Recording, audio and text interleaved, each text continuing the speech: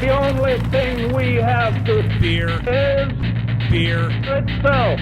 Beer. So many choices. Only no function beer well without. Woohoo! Beer!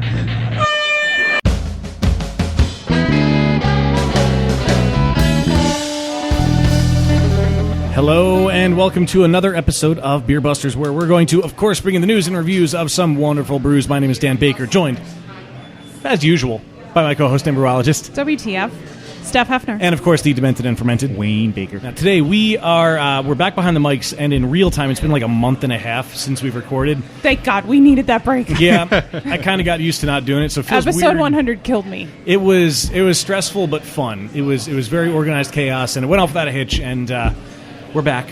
We're back. So of course we're entering our we're ending our hiatus with somewhere that I've heard a lot of things about, and somehow I have never been here, and I honestly don't know that I've had any of the beers from here. I know. You have to have had their brew. Come on. Well, we are, of course, at Round Guys Brewing, and we have a couple guys who were kind enough to donate some time and, I'm assuming, some beer for the evening as well. But if you guys wouldn't mind introducing yourselves, we have... Chris Noon, Scott Rudich, and Mark Armstrong. Gentlemen, thank you so much for having us out here and sitting down with us. And I want to clarify one point before we go any further. Did I already mess up? I have in my notes Mark with a C. Is that correct? Yes, sir. Okay, just want to make sure it wasn't a typo. And thank you for pointing that out, because I know people who I've went to grade school with them who still can't get that right. Oh, wow. So I appreciate it. They have no excuse. Mark with a K is a mark on the wall. Uh-huh. My phone is actually programmed that all marks now come with a C. Every time. Fantastic. I love hearing that. Good old technology. We got to stick together. That's right. All you marks with C's out there. It's all joined You gotta together. band Up on together. Instagram. It starts now. Yes, it does. Well, there's a lot of cool stuff that I'm sure we have ahead of us, but I want to get to this.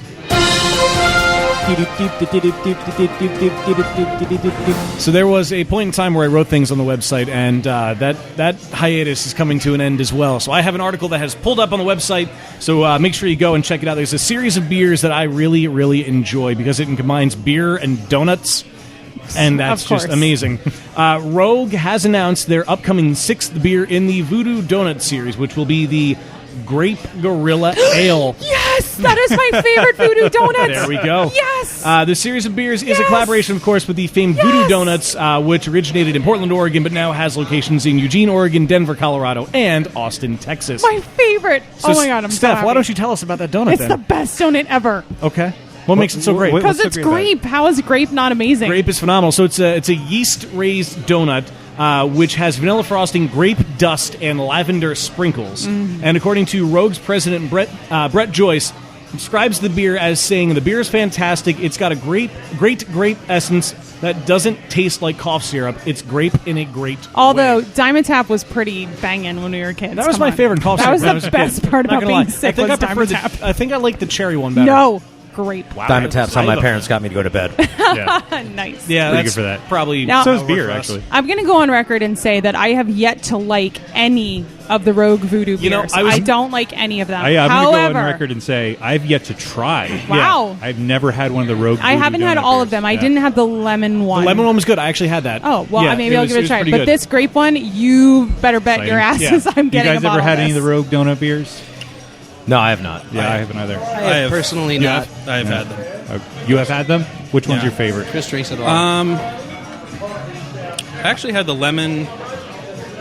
The last one I had was the lemon one. I didn't really enjoy that, and I don't think I had. And I think I had the first one, which was just The maple bacon. It was like the maple, The maple bacon which was I the first. sort of stumbled across. I think in a Joe Canals in New Jersey. Yeah. You know, I think you and I were together Yeah. when we bought it. And I was talking to Wayne when I mentioned the story earlier to him.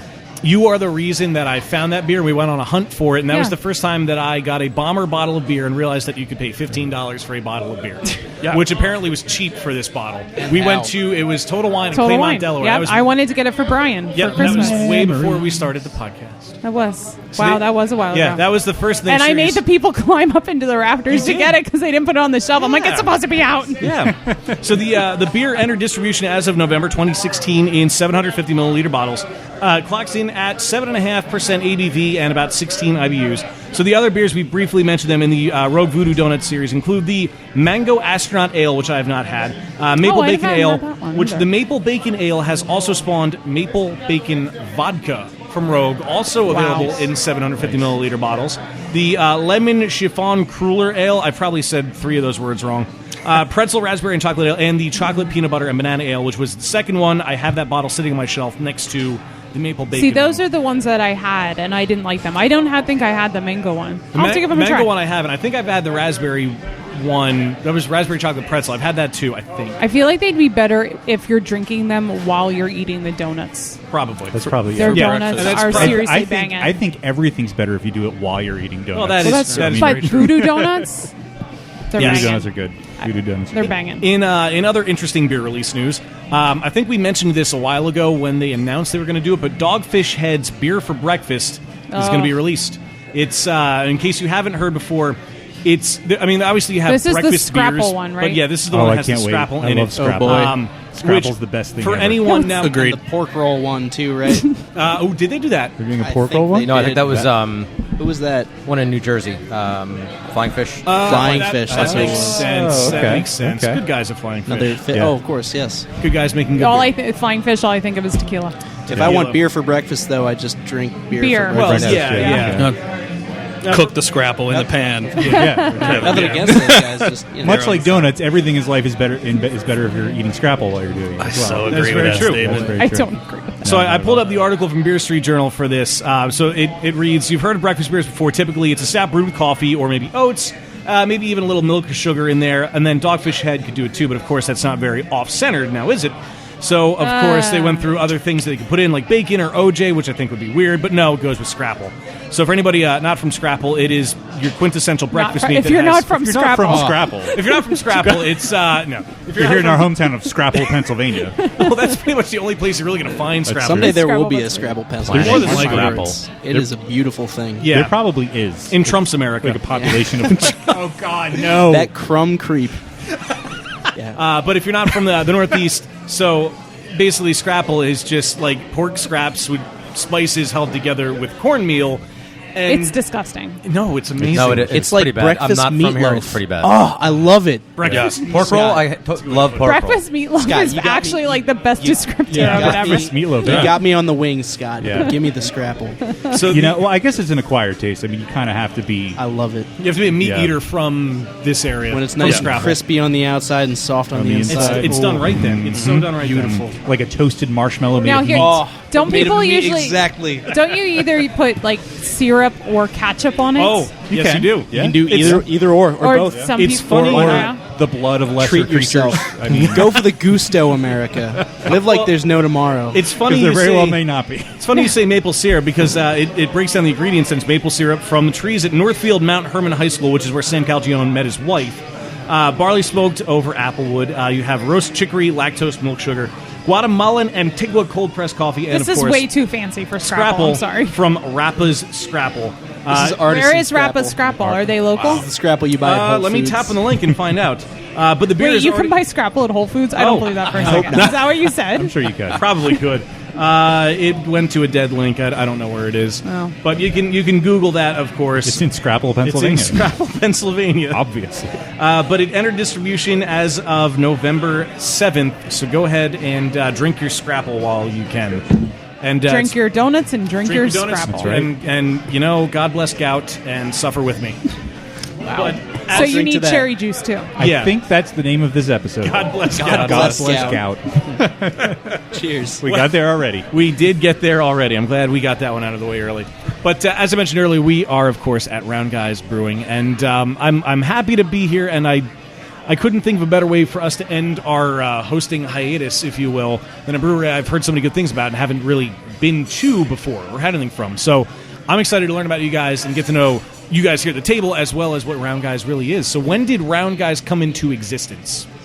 On a day during a year. Yes, there was a night. No, Was it a dark and stormy night? it was actually. It was in. I got a text November 2008. The other founder texted me and said we should start a band or open a brewery. And I just texted him and said I can't play any instruments and I can't sing. And I called him the next day and said, do you really want to do this brewery thing? And he said, yeah. And I had been looking for something to do. I had been working in corporate America and didn't want to do it. I wanted my own kind of business, but I wanted something I'd be passionate about. And so I asked if he wanted to do it. He's like, yeah. So I went and I bought a homebrew kit, and I started homebrewing and told my now ex-wife that I'm going to start a brewery. And she said, no, you're not. I said, yeah, I am. She said, no, you're not. You don't know how to brew beer. I'm like, we'll figure that out. I can make vaccines that we stick into babies' arms. I can make something that adults consume. It's fine. We'll figure it out. So we actually just homebrewed for about 2.5 years, did tons of contests, won tons of medals. I went and got my BJCP certification, so I knew what was bad in beers and what off flavors were. And then after that period of time, we found this place, and we signed a lease and started building. Very nice. So were you pretty fresh off of, like, how long was it from when you started homebrewing till you christened the brewery? It was about 3 years. Okay. 3.5 years from I'm going to do this to the doors opening. Nice. But it was about closer to 2.5 years before it went from let's conceptually do this. And this was back when we opened in that same period of time between like Free Will opened up 2 months before us. Forest and Maine opened up a month after us. Neshaminy Creek and Tired Hands opened up 3 months after us, and then Naked opened up later that year. So it was like kind of like that first wave of new breweries all at one time. Very good class to be in, I'd say. Yeah, definitely. That is good company to be in. So you mentioned about making I was going to ask vaccines. that too. So you have a history. I know in the notes here it says you have a bachelor's in biology, and you have a pharmaceutical experience. Did you find that sort of helped you in, the chemistry science side of learning how to brew? I mean, it's easier that when I want to go look something up, I can read texts or articles and understand what's going on. I mean, the base biology is the same. Working, I worked in one of the coolest jobs I had at Merck. I was the safety supervisor. What I would do is every morning I would come in, and we would have flasks of cells growing in them, and my job would be to look at the cell sheets, and see if there's any anomalies. And if there's anomalies, that meant that there was a bad virus that got into the vaccine. So part of my job was it was kind of cool when my daughter finally got her first MMR shot. I could look up the lot and saw that I was actually the person that reviewed that test to know it was safe for my daughter's arm. So the pharmaceutical stuff really helped just try to get understanding of manufacturing, understanding of government regulations, understanding of... I think we have one of the fastest... I talked to our TTB approver. She said we were one of the fastest approvals because I've been filling out and working on GMP documentation and government filings for so long, we didn't screw anything up. So, right. But it was only part of it. I was a headhunter for 5 years prior to working in... and a headhunter in the computer industry before I even got into pharmaceuticals. You say headhunter, I think of the guy at the end of the Jungle Cruise holding the like out in the bush or whatever. Yeah. So you come from a technical, scientific background, which I think... Yeah, I read and I like science. Yeah. And nothing wrong with that. Beer is half science, half art. That's true. You have to be able to read. I would say I focus a little more on the science side of it than the art. I'm less experimental and more...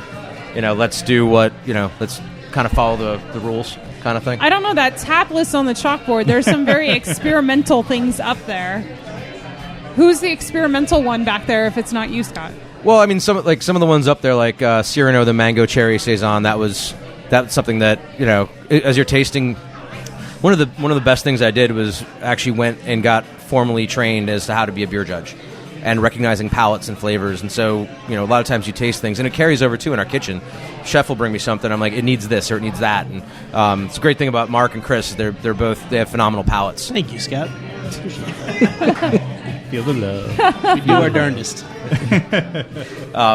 So, no, I mean, we do get creative, but I like making a Czech Pils as much as I like making, a Northeast-style IPA. I mean, for me, it's as cool to make a style that you have to be perfect and there's nothing to hide behind, as opposed to it is to make something that people line up around the block to. I really like doing that. I like ESBs. I like Pilsners for that reason, because if you screw up, people know Yeah, That's there's true. the style that you just can't. Yeah, you can't like throw a bunch of hops in it and or throw it in a barrel and say that's how it's supposed to be. Right. Yeah. Exactly. Exactly. Yeah, an example like the Dead Souls Pumpkin Brown Porter. That was an idea that came up talking to an account. They wanted a pumpkin beer that wasn't 8, 9, 10%.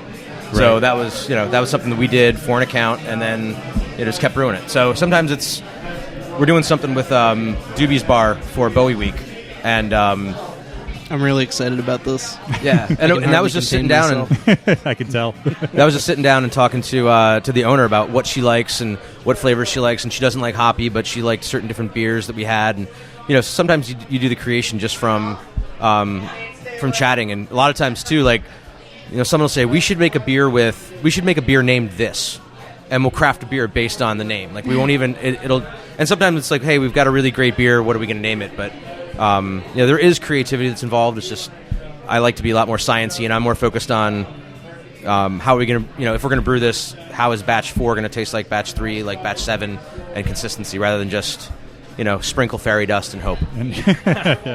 Now, you mentioned the BJCP training. You've also judged at GABF, sort of like the ultimate judging table. Did I see 3 years you judged that competition? Yeah, this was my 3rd year. It's really kind of cool. It's neat when you get a chance to see the beers blind and see what people really think is good. And there's a lot of stuff that goes on, like nothing like this is rigged, nothing like that. But there are different palates at the table where people will say, I don't like this hop, and I can smell this hop in this beer. Therefore, I will not allow this hop to go on. I don't like this. I'm getting celery in this beer. It's DMS, and we're not passing it on. So you get some very strong personalities back there when you're judging. But once you get to that 3rd and 4th round, like we're doing Imperial IPAs, and you're talking about literally splitting like the hair of a mosquito. That's the difference between like all of the beers. I'm like, if any of these came out of my brew pub, I would be proud of them. But this one's bad. It's Right. kind of like a weird thing to be saying. Like, it's probably something that's a 98 on Beer Advocate. I'm like, yeah, this one's bad. We got to toss it. It's weird. Wow. Wow. Yeah. I wouldn't want to make that decision. Yeah, and I know Steph has a lot of beer training and judging experience at like local competitions and homebrew competitions and stuff. And it's interesting what you mentioned about like the different personalities. Is I know that we've all come across the person who likes to, shall we say, broadcast their knowledge a little brighter than it actually is. Do you find judging, at that level at GABF, the biggest beer fest, the biggest event, do you find that there's more professionalism, or do you still kind of get some of those people that just like to show off? The first year I did it, I was kind of worried that I was going to run into people like, oh, it's your first year, you're a rookie, kind of hazing. But no, everybody was very accepting. I remember sitting down at a table one time, and to my right was Paul Gatza, the executive director of the Brewers Association, and on my left is, his name is Dick Cantwell from Elysian. Mm-hmm. And I'm looking. I'm like, I'm definitely the rookie here. but they didn't. I hope you took a selfie. I did not.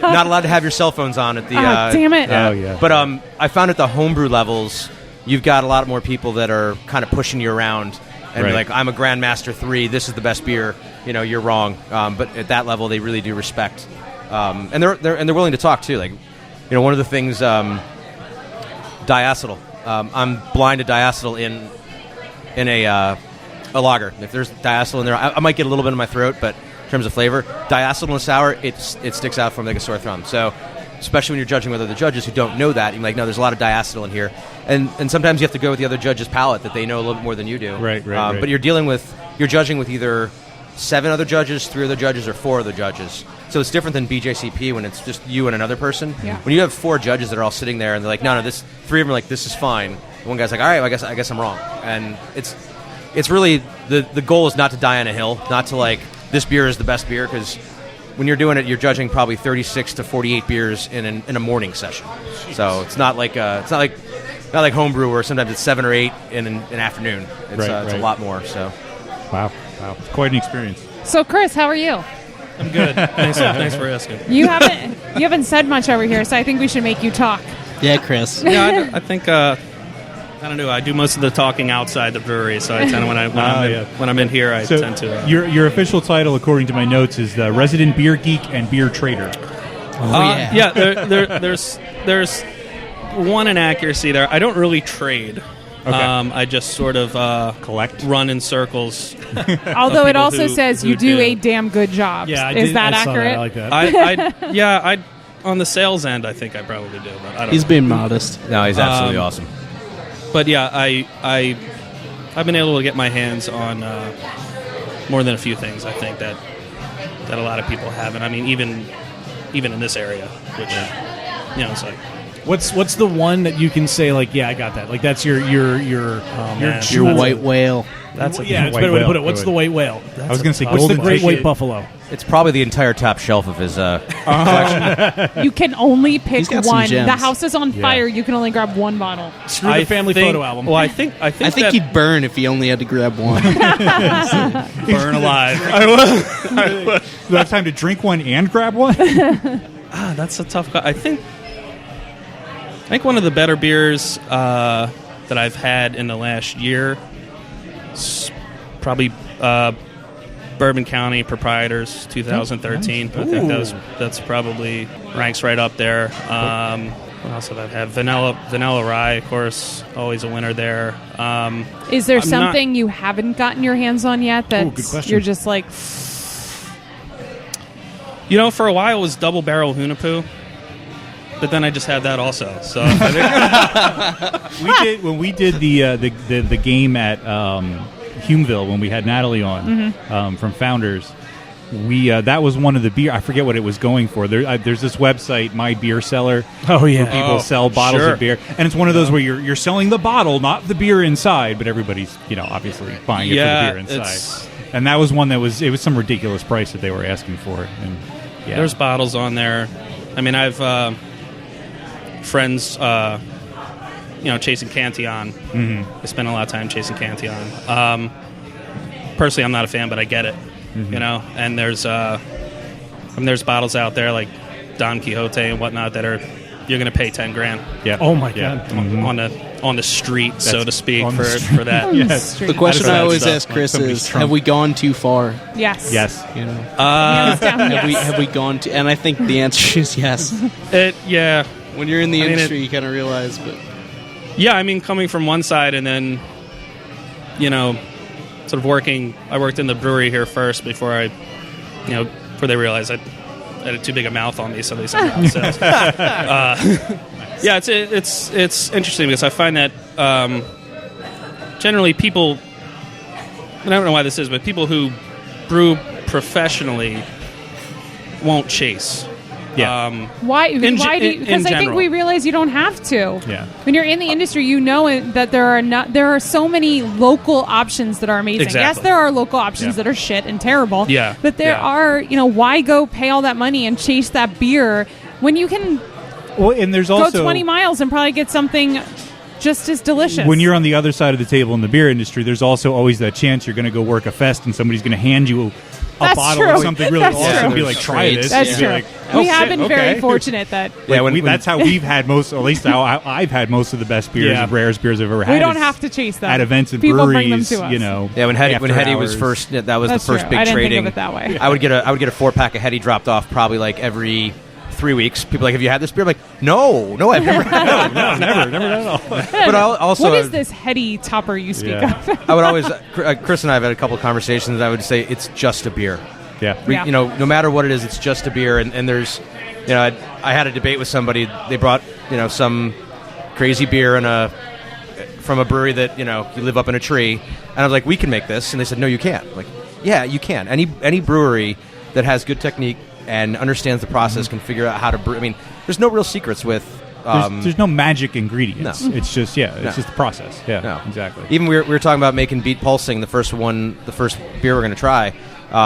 Everybody's talking about a hazy beer, and I was like, oh, fine, I'll just throw flour in it to make it a hazy beer. And then Gene went on and did that podcast about a week and a half later, saying that they put green apple puree and flour in it. And I was like, see, like I guessed, like I didn't even.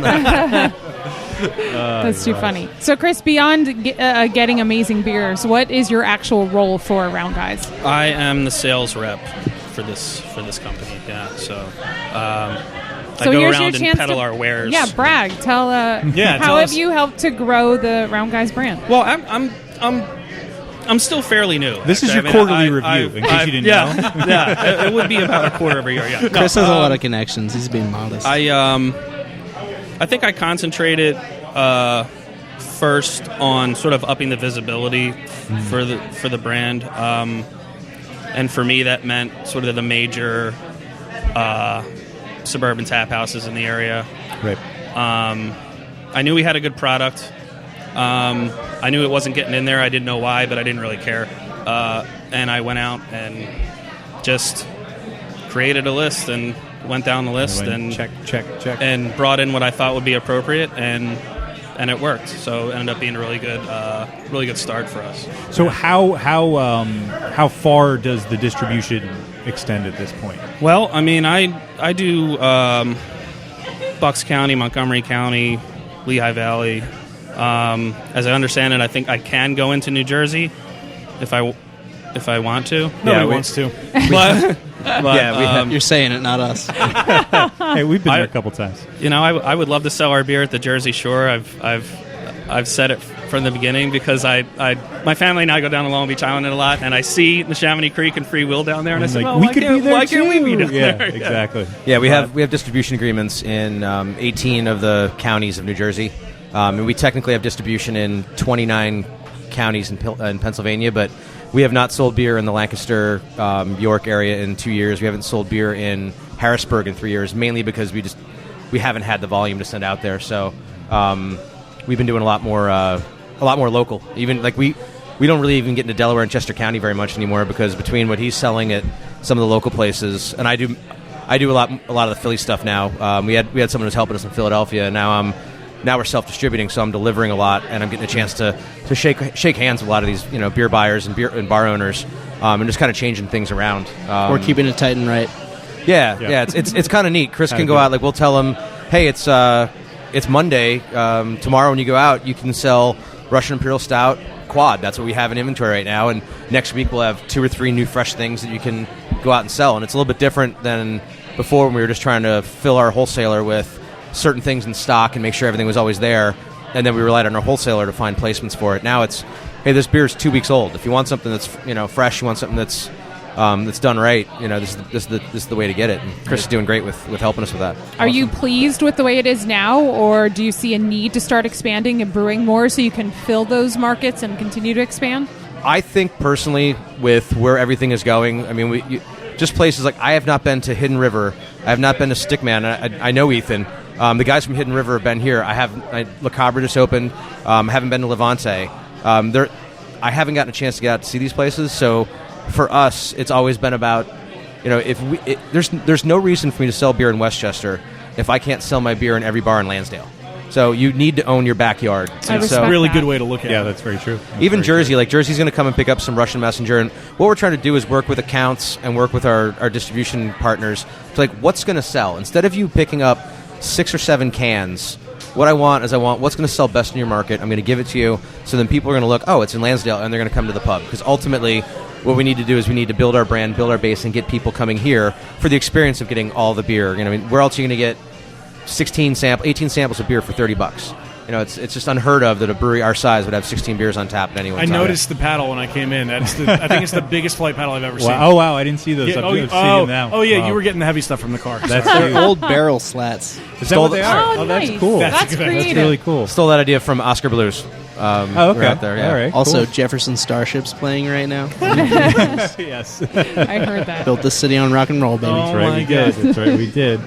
Built this brewery on rock and roll. There you go. Believe that. Well, speaking of, I mean, for you, Mark. Mark you're- with a C. Yeah, Mark with a C. Yes, sir. Specifically And with ma'am. the C. The notes we have for you, so you're the brewer and you're also the resident punk rock fan. I think the most that important right? thing is that you were Mug Club member number 69. I was Ooh. Which That's I an think important number. to me is your Lucrative. most impressive achievement. Sought that I've after. heard so far. totally by chance as well. But clearly, if you know we built the city on rock and roll, you're not just punk rock, I would assume. Well, I do all right. You do all right? All right. I get around. Well, how long have you been with Round Guys? Oh, man. How long has it been, Scott? two and some change, right? 2.5. Yeah. Months, days, years? We're getting there. Yeah, two years and some about 2.5 years. Yeah. Awesome. Have you been brewing from the beginning? No. Oh no. Okay. No. I was. Keep in mind, I was a regular here before I ever worked here. Yeah, by regular, he would come back, bang back 5 pints of beer before going to his night shift at Acme. Oh man. Sorry, Acme. Yeah, I was a warehouse man overnight, so I hated my life then. You got to get through the night. I really somehow. don't now. You got to get through the night a good somehow. thing, you know? It's amazing how many places we go and we talk to someone who says, "Well, I was a regular customer for a while, and now I work here." Absolutely. I mean, I realized probably the second or third time I ever walked through these doors that this is what I wanted to do. I just liked the people. I liked the environment. I liked what they were about, And I didn't like where I was at. So you changed it. Yeah, absolutely. And you started doing it's all something about the power of like. positive thinking. Yeah, absolutely. So they say. I wouldn't know. Had you ever brewed before? You had dabbled in it here? Scott really took me under his wing as far as that goes. I learned a lot from this man here, and I'm grateful for it. I mean, my knowledge of beer in general has just grown exponentially in the time that I've been here, and it's been pretty cool. How many people are back there in the brew house on the brew team? Usually it's like me, maybe Scott. But we got some awesome people who spend a lot of time cleaning up our messes. Honestly, Yeah, we have a night crew that shouts out to Andy, shouts out to Kevin, John Hartman. Where you at? Yeah. We have a night crew that comes in, so because we're so manual that we just can't get everything done in one shift, and Right. if we try to do it with just Mark and I would never see my kids, and Mark would be here for 60 to 70 hours a week, and Which I wouldn't mind. he's here 67 hours a week, but he's drinking for 20 of them. So. You gotta sell it. You can't drink it all. But I think it speaks to Quality the quality control. of the beer. Quality that control. I'm, Of course. Yeah. it really. If I don't want to drink it, why should I expect anyone else to? Well Exactly. said, sir. Now, Yeah. I could be wrong, but it appears that you're using the same system that you've been using since day one. Yes. Correct? It Pretty looks- much, yeah. It's an interesting brew house back there. Yeah, talk about it a little bit. It is interesting. It's it's a little mishmash together from. Yeah, we got Interesting parts. the mash tun in the whirlpool. We got is we had a common friend, Scott Farrington, who lived out in Iowa, and he had a baking supply warehouse. And he said, "I've got these 2 tanks. Do you want them?" And we're like, "Sure." He's like, "All right, I've got a walk-in for you too." He threw the walk-in, both tanks, into a 26-foot Ryder truck in Iowa and drove them out here. Oh my God. And Wait, then delivery included? yeah, delivery included. Who's going to say no to that? Yeah. So we, my former partner Rich, kind of worked out the kinks of how to do the Frankenbrew, and I mean the system is easy enough where Chris, I could show Chris how to brew on it. I could show you how to brew on it. As long as you follow what we're doing, it's designed to be repeatable. And there's times that we do things, and someone who's been in a brewery before and brewed would be like, "Why are you doing that?" I'm like, "Shut up!" And this is the way it works. Just trust me. I also, it's pretty forgiving too overall. It's about like a 7.5 barrel system, but the mash tun's what? Like it could 20 do like 25 barrel mash tun. 25 barrel mash tun. Wow. No wonder you Overall- always have an Imperial. Yeah, right. Overall, it's a 7.5 barrel system. Yeah. When you hear All boils down to. when you hear people complaining they have to do 2 batches to do like an imperial, Not we're here. we're just bitching because that means it's 800 pounds of grain. We have to shut Oh well, with water weight, it's about 1,300. So Oh my Yeah. gosh. maybe probably a little more. Even. Yeah, the first time we did the Russian Imperial Stout, we filled everything in. We kind of walked slowly away from the mash tun to make sure that it didn't go into the basement. Yeah. How do you have to empty? Is this a Oh, we shovel. from the Top loading, Oh, yeah. thank you. That's Wow. the thing. The Russian Imperial Stout is one of my favorite beers to drink, and it's one of my least favorite to make. Yeah. I can believe it. Yeah, when I do the schedule, I'll say stuff like, all right, so the wheat beer, I'm going to brew that on Tuesday, and then Mark, you're going to brew Russian Imperial on Wednesday. I'm going to be out doing deliveries. I'll see you later. And then you quickly walk out of the room. This guy hit me recently with a quad and an RIS in the same week. Yeah, the farmer was not happy. cows were I had to text him, and I was like, "You might need a few more containers than you usually bring because it's going to be about 1,000 pounds of grain. Sorry, bud." Well, speaking of which, how often do you guys generally brew? We target 3 brews a week. Okay. This week was only 1, but there's what we're trying to do now is instead of doing with the work that Chris has done before, we would do, all right, we're going to do 4 kegs of Russian Imperial Stout for us, 6 for our wholesaler, and they're going to do about 20 cases. But now what we're looking to do is, all right, we're going to put some of that in a bourbon barrel. We're going to do cork and cage. We're going to do cases for distribution. And it really kind of changes it up and keeps the beer fresh. So I know how many kegs of Russian Imperial Stout we sell out of here each month. I know what Chris can move. So my goal is to try to keep things no older than 2 months in our inventory. So by the time we make a batch, it's going to be gone. Like something like Beat Pulsing or Kiss Off, it's usually 1 batch a month. So that's usually, or Beat Pulsing, usually like 3 weeks, we're done. So that's really kind of where we want to hit that sweet spot. We were doing it for a while with all the seasonals and everything. That I think our 2015 Pumpkin Porter finally kicked June of 2016. Wow. Yeah, that was a nightmare. See, there's no Just reason sitting to make around. pumpkin beers. Not anymore. Just There saying. was at one point, but not anymore. We did 1 batch this year, and that's all we're going to do. We did 12 the year before. We did 1 batch. Wow. Yeah, Holy well, cow. that's the thing. I think I saw an article. It was either about like pumpkin spice latte or pumpkin beers or both. It's and over. Yeah, it's almost done. The It's sales over. are way down across the board. Yeah. Which I'm a fan of. Yeah, So it was getting absolutely. crazy. You reach the saturation point, and then you're way past it. And by that point, you've spent way too much time and effort. People end up saying, "What have you done for me lately?" Yes. And there's nothing wrong with that, Especially the craft honestly. beer drinker. Yeah. Especially Yeah. the craft beer drinker. Tough crowd. I've had that. But what's new? It's a tough racket. Yeah. And our thing too is that the craft beer drinker is important to us, but what's really important is the local residents that come here, and this is their pub. So some of these people haven't even embraced pumpkin beer or hoppy beer yet. Like there's still people that are like, what do you have that's closest to Miller Lite, and that's what pays the bills. Yeah. So we're kind of a weird spot where we can make all kinds of crazy imperial beers, but time and time again, our customers have said, I want to come in here and find Kiss Off. I want to come in here and find lager. We need something that's like Blue Moon, especially when we've got a great craft food restaurant across the street. They're bringing in a different type of customer, and when they come over here for appetizers, they want something that they recognize. And I feel like as a craft beer drinker, I feel like I'm almost at a point that I've really evolved, because when I started, I was that drinker that if I already had that beer and I've already checked it in on Untapped, I don't ever want to drink it again. And, I've been drinking craft beer for 7 years, but now I'm at the point where when I go to a bar, if I'm going to spend $6 on a pint, I want it to be something that I know is really good. And I find myself going back to beers that I really, really love and drinking them all the time. Like, damn it, sometimes I just want a really freaking awesome German Pilsner. Let me drink a damn Pilsner. And I'm kind of over that idea of going in the brewery and drinking every beer you have on tap. I think I'm past that point. Sometimes you really don't need the bells and whistles. Sometimes you just need a simple really that's done well-made very well. good beer. Exactly. Yeah. And I think that some of us who jumped on the craft beer wagon early and have kind of been part of this trend for quite a while, I think I'm seeing that with some of my fellow beer drinkers as well, that we're ready to just go to the bar and drink the beer that we know is good, the one that we've had all the time. Well, and I think, not to get on a huge discussion, because I do want to get to actually drinking the beer. Yeah, I know. Sooner than later, but I'm thirsty. I like me where too. your head's at. Yeah.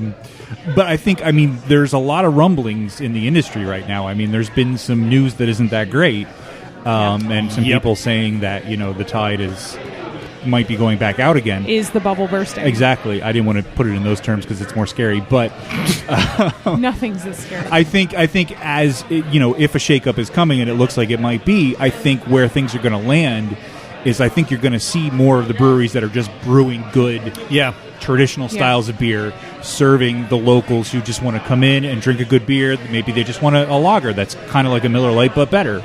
Maybe you'll still have your hop heads that just want your IPA or whatever, but I think that's when it shakes out. Those are the people that are going to be left. And we've even had it on the show before when we have the beers that are true to the style and the ones that take the style and kind of put it on steroids a little bit, but we always come back to the ones that keep it kind of the reins are in. You're not going crazy with it. Mm-hmm. And I think it's a balance because we mentioned it at the top of the show. I mean, brewing is equal science and art. And, we want to keep the art in it. We want the creativity. And I think that's why I started brewing, was because I could make the beers that I wanted.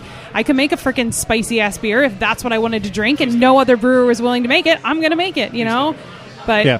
I think it's equally important to have those well-made staple beers that people want to drink over and over. What's definitely helped us too, and I know that Chris and Scott can attest to this, is that this is a very communal thing for us.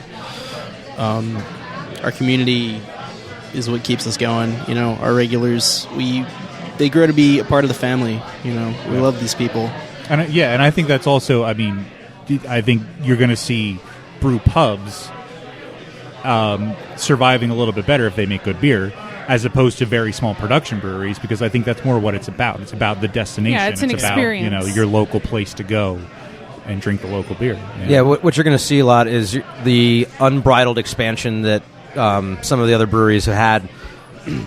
That's going to start to disappear, and you're going to have to find smart operators that are going to be, all right, this is what I can make, this is what I can sell, this is what I'm going to bring in, this is what I'm going to, the idea of conquering the world. And the reason why we signed distribution agreements in 29 counties is because at one point our beer was wanted, selling, and was in 29 counties. But then once we got into places like York and Adams County and 7 new local breweries opened up, we were no longer local. So, when you're in that spot where you're no longer local and you're sending beer, 2-3 hours away, and then people local here can't get it, you kind of make that adjustment. You have to kind of and retail's where it's at. Getting people in, having give them the experience, letting them know where you are. And I'm a bit of a control freak, so I don't like sending pallets of cans out and find out that they're on the shelves happening 2 years later, and someone left them on a dock for a month, and It's too many variables. You're also not fighting for taps in your own place. No. True. When you're trying to get out. I mean, every bar now has craft beer. Even the dive sports bar on the corner that never used to serve anything good, even they have craft beer now. And now with the new law that passed, breweries can serve guest taps in Pennsylvania. So that's a really not technically, not yet. Well, we're getting there. It's an exciting opportunity to not have to fight for tap space at a local restaurant or just a bar, but brewers can start making these relationships with each other and help get the word out about other local breweries as well. Right, that's a very good point. Well, beer. Yeah. Now. Let's drink some beer. Please. Beer me! Beer me! Beer me! Beer me! And it just so happens beer has appeared. Yes, Yay. it has. There's a couple of beers here. So Magic of radio. I've been told that we are doing light to dark. Not dark delight. Not dark to light. Sorry, John. But light to dark. So what is the light beer that we are starting with? Light beer is beet pulsing. In parentheses. As in, if closed captioned, if you were watching TV, and it would say beet pulsing. I get it now. That's brilliant. I get it now. That's pretty literally clever. I didn't make that up, so I can't take credit for that. Credit to Ken Shouts for out that. to Ken Averbook, Yeah. Ken! wherever you are. We know love you, Ken. Ken. Sports. There's That's Ken. Ken. That's Ken right there. Ken's on our soundboard. Ken is on our soundboard. So this is an extra pale ale. That and it smells comes, amazing. I gotta say, I love the smell of it. I'm It sorry. comes in a can. Ooh. In a can. 16 ounce. That was almost exactly like the sound bite. I didn't even hit it. By the way. And yeah. That was real time, people. In a can. There it is. Real time. That was not. This is In a really can. good. This is exactly what I needed right now. Yeah. As soon as I took a whiff of it, my mouth just started watering. Yeah, It the just aroma. smells Is there rye so in this? goddamn good. There is rye in it, yeah. Oh, Yeah, it's it's like the perfect amount of rye. it's an extra pale ale, but it could. Oh my You could also God. call it a Northeast style IPA. It's another with rye. It's, You can call it a lot of things. I call it. We just call good. it beet pulsing. Yeah. I call it good. So, why is this beer called Beet Pulsing? Is there a story there? I think when Ken came up with the recipe, he just said, and we should call it beet pulsing. And there really wasn't much. It was like, all right, sure, whatever. Yeah. I'm sure it made sense in his head. Yeah. There's just probably a really good story that nobody knows but him. Probably. That's why he Ken. came I up with kind of that. know the story. Oh, you do? A little bit. Okay. I think he was actually watching. I think it was exactly like Scott said. It was like a closed captioning thing. And he was watching Tony Bourdain, and he was outside of a club somewhere in Europe. And literally on the screen, it said in parentheses, beet pulsing. That's amazing. It's inspired. It is inspired. Yeah, we do try to do a little bit of like a naming convention, but we do allow folks to kind of come up with their own ideas, their own names, their own different ways to to express themselves. So sometimes it's, no, we're not calling it that. We're going to call it something different. And sometimes it's, yeah, go ahead and run with it. And they all work, though. I mean, it's not like the 15 beers that are listed up there are all just random. I mean, they are random, but it works together. Yeah, right now the only ones that are not, the Berliner is not a song reference. That was just, we had the old name for it was Berliner Weister Berliner, and that just got too long to write. And that sounds like a veil name. It's a lot to say. I was going to ask if there was a music Master, theme. Shredder. So there's like Debaser, and then there's Last Waltz, Yes. and then Very observant. Rebirth of the Cool. Yeah. Can you get that band? Who's Rebirth of the Cool?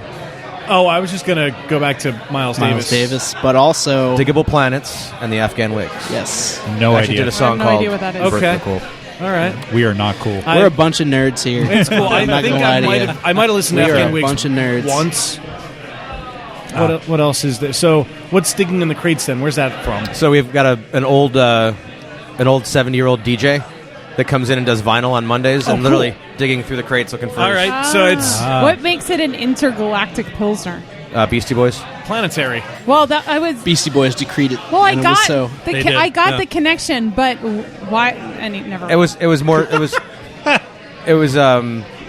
We use Pacifica and Calypso, so they're not traditional hops for dry hopping. So, I see. So and it was that's dry. What makes It was. See, that's the answer I was looking for. It's out of this world. It is out of this world. Very good. As is this And beer. he's the we salesman. should get back to this one. So if this is beat pulsing, do you let the beat drop? I think I slipped in on the description on the tap list menu. I wrote at the end the old Randy Savage, space is the place, sky's the limit, oh yeah. While Wes was away from the computer. That's amazing. Nice. Well, okay. Speaking of this beer in front of us, Yes. So this is available in a can, as are several Lots of of other ones. your other beers. Oh, yes. I assume you guys don't have a canning line back there. We do. Oh, you do. Oh, wow. Okay. From this perspective, it doesn't look like it would be big enough, but it is kind of hard to see how Looks much room impossible. is Right behind that wall. there. Okay, that works. Okay, that makes sense. It's on wheels. The old canning company WeCan, right before they went out of business, we bought their small 2-head manual canning system. So it takes about 4 people, and we can get about 20 cases out an hour. Wow. Okay. So not If it's the me and most- Scott, it's 40. Yeah. Believe it.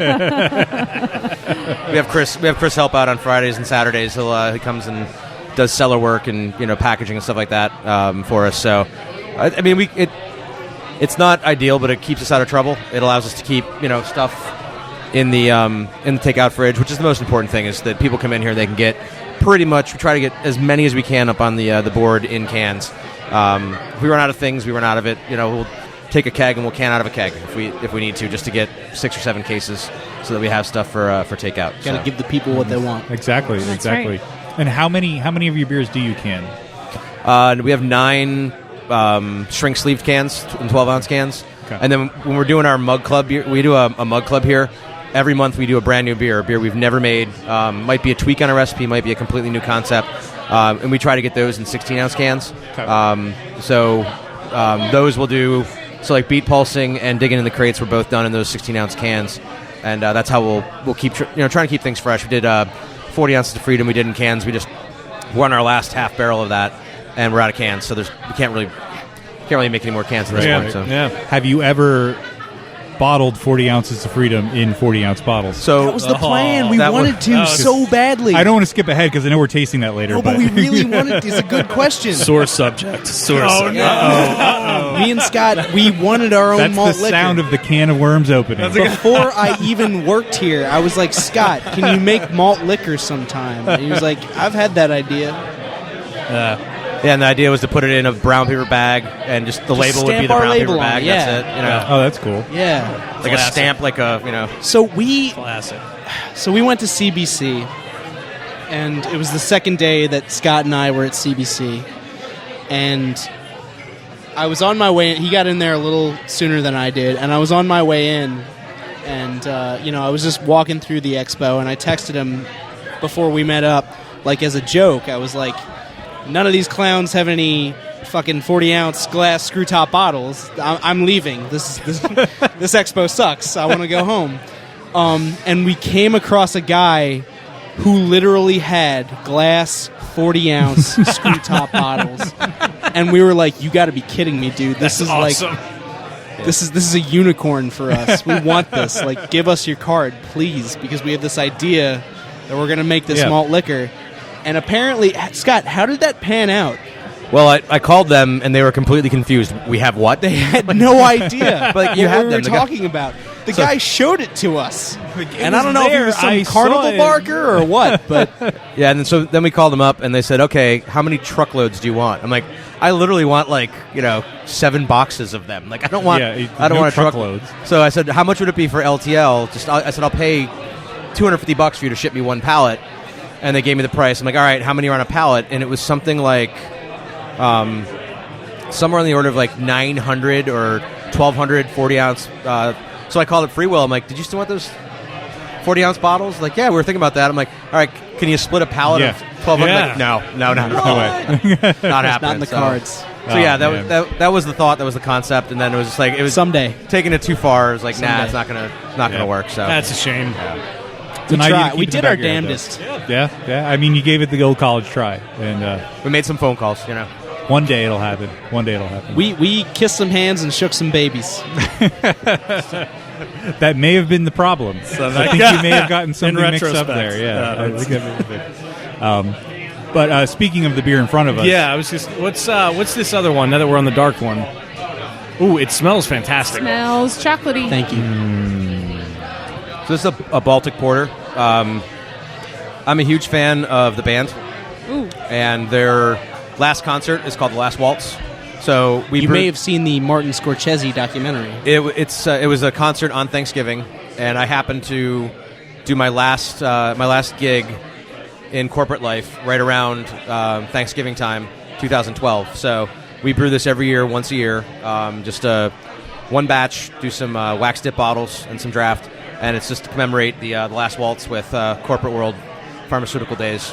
Nice. That's kind of where the story came from. So it started out as a robust porter, and then we had this giant yeast cake of lager yeast. So we kind of switched it up, talked around the table, and everybody really liked the idea of a Baltic Porter. And I think this is one of Chris's highlights when we brew this. I think this is one of his favorites. I don't think enough breweries make Baltic porters. Yeah, Yeah, you don't I see very many of freaking them. Yeah. love them. They are amazing. Yes. With this beer, we release it in bottles the Wednesday before Thanksgiving, except CJ's Doghouse and the beer store Southampton each got an advanced case Oh, to kind of drum special. up a little murmur. Hopefully, people will Get like out it. there, you Yeah. bottle boys. Yeah, it's definitely Freaks, get it. This is one of those beers I want to smell as much as I want to drink. The Yeah, aroma is fantastic. sure, Like for I sure. smelled it for like a good minute before I even took a sip. Baltic porters are also very sneaky because they're so easy to drink and so comforting and wonderful, but they're so damn high in alcohol. Nice what and is dry. what is the ABV for this? It's 8. Wow. 8.2. Wow. Is that what it is? Yeah. Oh shit. I think this year was 8.2. Last year it was 9.1. Your website still says 9.1. Well, I mean, it's that's why we don't put label claims, because a beer we make once a year, it's going to change a little bit from It's time true, to time. you So never instead of telling people it's going to be absolutely this or absolutely that, until we brew it enough times and get used to the yeast and the mashing and get all the parameters down, like things like Kiss Off runs like clockwork. It's always the same ABV. It doesn't really change. But a beer like Last Waltz, even like Russian Messenger, we had a couple that didn't quite hit the gravity. So you throw a little DME in there and it gets up to where it needs to be. And so we try to make sure that we these bigger beers, they're a little tougher to brew in our system. Well, it turned out very good. This is delicious. This is a good sipping beer for playing a game. Yeah, the dark chocolate coffee notes and the aroma, and it's got a really nice body to it too. It's not like super It's not- full, but it's not real thin either. Like, it's Yeah. got a nice medium. Very nice. It's proportionally pronounced. There you go. One of the things with our higher I don't ABV know why beers that is made me laugh so bad. a lot of people will question there's really as much alcohol in them as there is. I've had people come up to me and say, like, "Oh, I can drink this beer all night." I'm like, "No, you can't." No, Like, please you can't. don't. No, really, I can. I'm like, "No, I tried. It ended badly. Don't do that." You're not one of the three of us, so please don't do that. I would suspect it of being deceitful. We have a couple tricky ones Yeah. that sneak up on you. Yeah. Unfortunately, But I think that only comes from our long experience. very, very, very fortunate for me. But We had a beer in our catalog years ago called Fat Bob. Fat Bob. Here we go. And Here we also, go. We also used to have We used to have a Bob's couch stories. along that wall over there, really? and we had a staff party, and I made the command decision to start drinking Fat Bob at 9:00 at night during our staff party. Like not a staff party, staff meeting, just like going over stuff. And at 7:15 in the morning, I finally wake up, passed out on the couch. Oh God! My wife at the time had texted me, I think, like 75 times and called me 75 times, and I picked up the phone. I'll be home in 15 minutes. Like, we live 35 minutes away. I'm like, I'll be home in 15 minutes. Why? So why was that one Fat Bob then? Where did that name come from? So that was before we settled on the naming convention of using music or music terms or something Okay. like that. I had a friend who's a huge beer drinker, and his email address was fatbob17@hotmail.com. Hotmail. Wow. And it didn't. He loved triples. Didn't matter what triple we made. Didn't matter what homebrew it was. So I was like, whenever we make a triple, we're gonna name it. We're gonna name it in some way, shape, or form. And that's when we started going to. We started explaining beer names like Banana Hammock Saison, and started giving people the stories behind it. And it got really like long and winded. And a lot of the ways they ended were like you had to be there. Right. So so we stopped doing that. And like so I can say like if I go to a bar and people are like, why'd you call it Kiss Off? I'm like Violent Femmes. They go, oh. Okay. Yeah, perfect. I don't have to tell them like a long story about how I was pissed off at somebody and that came on and I was like, I'm going to make a beer name this. It's like, and so sometimes there are those stories and sometimes like, hey, we just really like the song. One of the names I do miss, though, is the Gospel of Earl. That's a good one. Someone just asked us about that. We had a guy that used to pick up our grain named Earl. And he would always come in and always tell stories. Oh, boy. He was just in, 2 weeks ago, and was just like, yeah, Scott, I haven't seen you in a while. I've been in jail for 6 months. Oh, God. Like it was nothing. Yeah. You know, he had the craziest stories. Love it. Wow. I do think you guys need to do like a one-off and call it fatbob17@hotmail.com. Like, Hotmail, yeah. Does he still have that I email was gonna address, ask though? that. That would make At fatbob.biz. There you go. Yeah. There you go. Fatbob. Change it a little bit. Or just call it fatbob.biz. Gosh. And then you just buy that domain name. Domain and have name, it yeah, there you point go. to your Yeah. website, and you're good to go. For all you savvy investors out there. You heard it here first. Of course. Well, I think Steph was right. This makes a perfect sipping beer, especially because I don't want to chug it. So I think it makes a good thing to sip while we play a game. Wayne, Let's play a game. Well, Technical difficulties. Please stand by. no, it's operator error. Operator error. Pebcac error. Pepcac total. Well, ID 10T. we can call it a computer still. Yeah, ID 10T. ID 10T. Cheers, the internet, and welcome to Happy Fun Time Games, the only podcast trivia segment that is confident in victory due to a strong showing in the polls. Today, we are playing the continuation of the beer education of the Beer Busters Nation that is Libation or Fabrication, in which I will give you the name of a beer, and you must tell me if that beer is real or if it's fakey fake and I made it up in my brain. And for reasons which I think will be self-evident, all of today's beers are from Canada. Oh, man. Oh, boy. And we will begin to my left Oh crap! with Dan, our I even first set this up. Danis the Manus. first beer of the game. Tell me, is this real or fake? This is Dead Elephant Ale. And they're all from Canada. They are all Yeah, from Canada. Are there elephants in Canada? 7 of them. There are 7 elephants in Canada. I will go And with. they're all dead. I'll go with fake because I don't think there are dead elephants in Canada. All right, Dan is saying that's fake. Steph, what do you think? I'm going to say real. Steph's saying Canadians are too nice to kill elephants. wait. Who says they killed them though? I don't think know. Maybe they just found them dead on the side of the road. Why would they Is this just die on the Thomas side of the Edison road? shit? Like, did they electrocute these things after? But Canadians are nice enough to take dead elephants off somebody else. Yeah. so. That's true. I say real. Steph is saying real. I don't quite follow the logic, but fair enough. Chris, what do you think? Dead elephants. Dead No, Elephant Ale. I think I'm going to have to go with real. I see that happening. All right, going Yeah. with real. Scott, what do you think? Real. Scott also saying real. And finally, Mark. This is a tough one. We've got 3 you know- reals and a fake. 50-50 chance. Yeah, right. Just to even it up, I'm going to go false. You're going to go false. Well, you and Dan are wrong. Sorry, Mark. Because it Solidarity, is- Dan. It is, in Appreciate fact, it. real. It's a 6.5% IPA from Railway City Brewing in St. Thomas, Ontario. Shouts out to Ontario. Shout out to Ontario. Yeah, Yeah, What's up, boys? the Great North. Railway City The brewing company takes its name from the city of St. Thomas, which had the nickname of Rail City in the late 19th century and early 20th centuries due to being a hub of the railways. But what does that have to do with elephants, and particularly dead ones, you might ask? Did trains run That through is them? a fair question, I think. Here is your answer. P.T. Barnum's elephant Jumbo, Oh, here we go. Poor Jumbo. who was Jumbo, ate 200 pounds of hay, 2 bushels of oats, a barrel of potatoes, 10 loaves of bread, and 2 quarts of onions every day, often washing it down with a keg of beer. Chris does that on Tuesdays. It's a slow Tuesday. Taco Chris. Taco Tuesday. Don't forget about Taco Taco Tuesdays. One fateful day, a tipsy Jumbo died after being struck by a train on St. Thomas's tracks I was actually right when I said it. Oh, in crap. 1885. Oh, no. So the local brewery named their flagship beer in his honor. Sort of. R.I.P. Jumbo. Yeah, I don't know. It's a little An elephant macabre. It's a little by a macabre, train. especially for Canada. Who wins that one? What did that? Yeah, what did that? Nobody look like? wins that. Like, Wow. Is that like Sharknado's elephant versus train? Everybody loses. wow. Get used to it, people.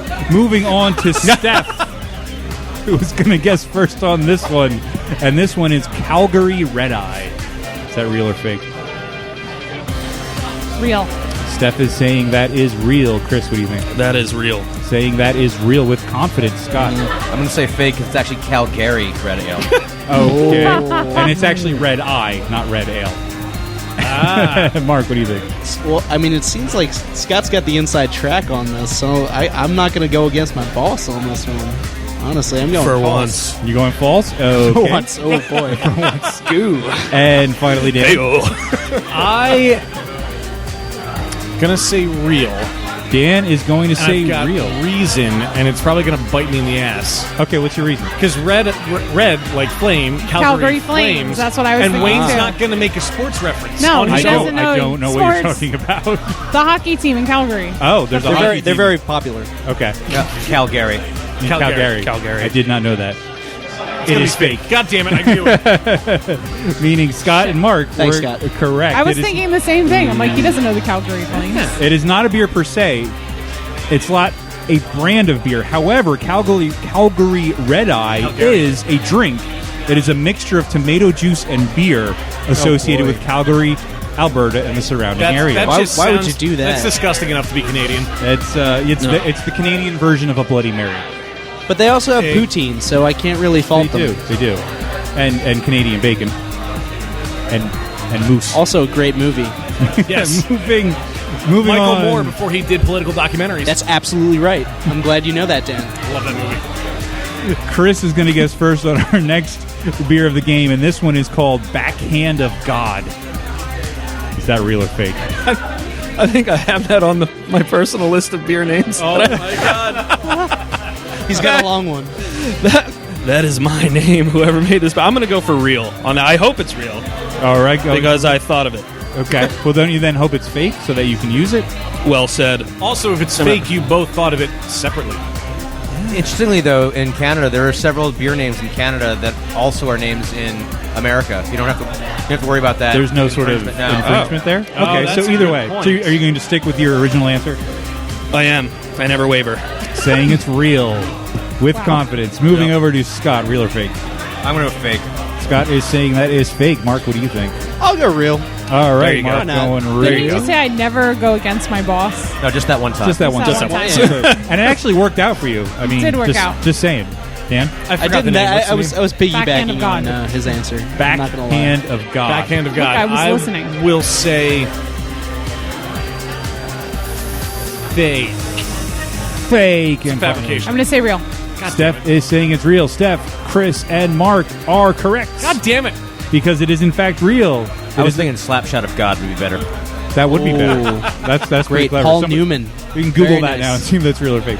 But this Fantastic. beer, the Backhand of God, is a 5.2% ABV stout by Crannog Ales, which I don't know if I'm pronouncing that right. That's Gaelic, right? Well, it's funny you should mention that. This Or is it brewery, Klingon? It's not Klingon. There was almost a Klingon beer on the list, but we talked about it on the show before, so I didn't use it. Not that we'd remember. You wouldn't, but just in case. I might. This brewery sits in the middle of Right. Left Field's organic farm in the sunny Shuswap region of British Columbia. They embrace the founders' Irish roots in both their brewing style and the Celtic feel of their branding. Backhand of God is a direct translation of a Gaelic expression meaning a bolts out of the blue. So how about that, ladies? I liked it as a hockey reference instead. I think you're right. I think you're right. Moving on. Why don't we just make a knuckle puck beer, Scott? Mighty Ducks. Come on. Scott's going to guess first on this one, and this is moose milk. Oh, that's real. All right, saying that. That's also real. something used in breakfast too. Mark, what do you think? I mean, I hope it's not what it sounds like, but I think I could see that being real. I don't.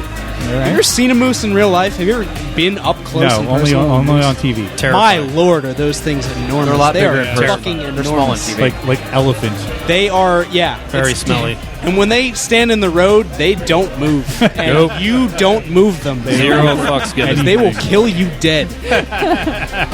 As opposed to terrifying. just kill you. So I'm sorry, I forget. Are you saying it's real or fake? It's real. It's real. Yeah, saying it's real. The fear is real. The moose milk's real. But the I'm all cake is in. a lie. Dan, what do you think? What is it? Moose Oh milk. my gosh. Moose milk. Milk. Because I As in the lactation fluid No. of a moose. Or a beer. fake. Oh. If only you I'm out there... saying real just because of that right If there. you out there in podcast land could have seen the look that Dan just gave me. It All was, right. I have reasoning, and I if hope Vine it works. was still a thing, I would have vined that. Dan looked Yes. suspect there. I was pretty sus. Chris. it's absolutely fake. Absolutely fake. Unequivocally. Beyond a shadow of a doubt. You are correct, sir. It is fake. Oh, boy. It is not a beer. However, Boy, do I have egg on my face. it is Canadian slang for moonshine. Oh, look at Moose this. milk is Canadian slang for moonshine, and it is They also make moonshine up there? Yeah, they do. They do a lot of They things. have corn up there? You'd be surprised. It is also yeah, we probably export it to them. yeah. It has also come to be a slang word for any mixed drink based on rum and milk. So I think we need to Wait, steal that rum- one, guys. Rum and milk? Pretty good. that's Wait, there's people make drinks with rum and milk? fucking Canada, man. I'd call that a yeast infection. It's the language of France and the culture of Minnesota. I'm sorry, Canada. I All stole that apologies. joke. That was a quote. To our neighbors in the north. That was not my opinion. I was quoting a comedian. Which comedian? One of them. You guys I are think it going might to have be been beaten Stephen up next Colbert. time I visit there. You said it might have been Colbert. Yeah. Okay. Yeah. Sounds like it something was he'd one of his say. It was like his monologue like last night or something. Oh, I didn't watch it. Anyway, moving on to our final beer of the game. Thank God. And Mark is going to guess first on this one. Oh, boy. And this is Captain's Log Lager. Captain's Log. God.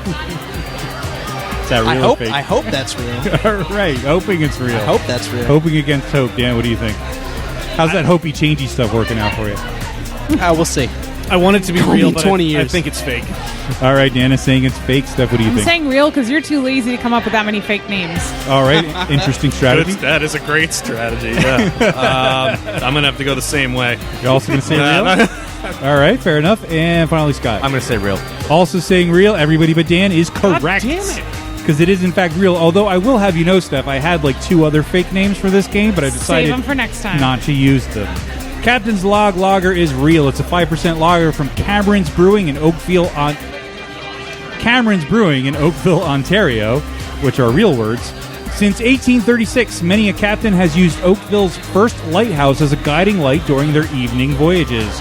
A true Oakville landmark, the first lighthouse keeper was also the first tavern owner in the town. Enjoy it while relaxing by the lake or after dark, and make this day worth an entry in your logbook. I thought it'd be a reference to like Kirk or Picard. Yeah, I didn't Star think it'd Trek. be- Well, yeah. that's That's what I was That's thinking. what I was I was thinking also of. going to say it's the only beer you can find in the restroom of the USS Enterprise. Yeah. The Oh, Captain's okay. Log. But I'm Captain, you're right. Jesus. My lord. Please end You knew it this was going to now. happen. You knew it was going to I thought I'd and also from now on, every time I have to take a shit, I'm going to say I'm going to go make an entry in my logbook. I got to do some paperwork. So we're going to add up the points here real quick to see who our big winner is. Oh my God! Our winner with 4 points is Chris. Chris. Congratulations! But No surprise there. more Wait. importantly, Do we? we have a German Sparkle Party. Yeah. That was fast. Tied 3 ways. a three-way second place tie with 3 points apiece. We got a shootout here. Steph, Scott, and Mark. And sitting at the bottom with 1, not 0, but 1 point, is Dan. We call this a Lansdale standoff. Lansdale standoff, yes. I prefer a German Sparkle Party. Yes, It's funner. Coveted German Sparkle Party.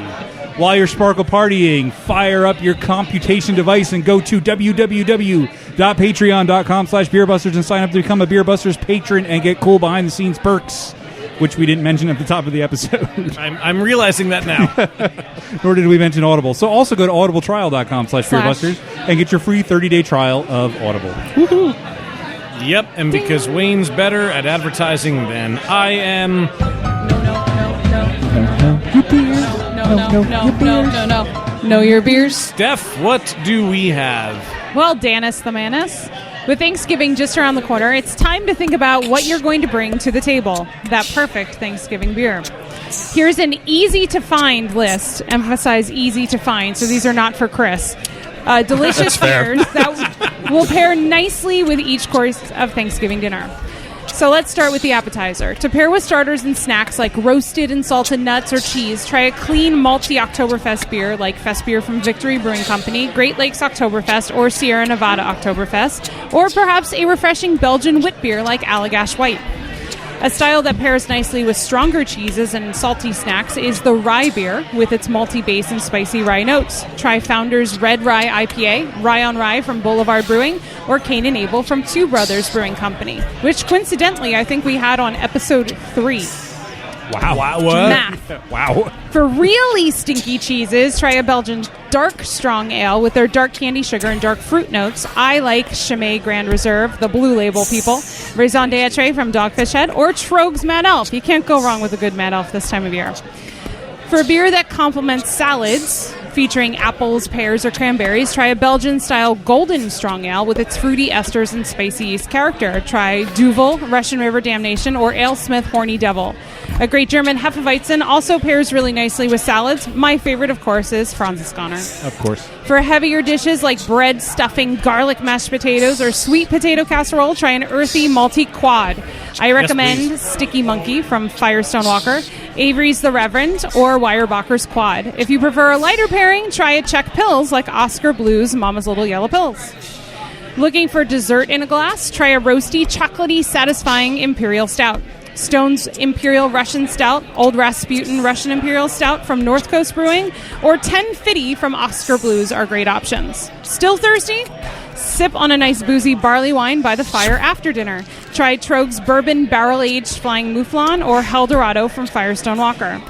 If you don't want to go through all of that and you just want one beer that pairs great with the entire meal from start to finish, I recommend a great farmhouse ale or a bière de garde.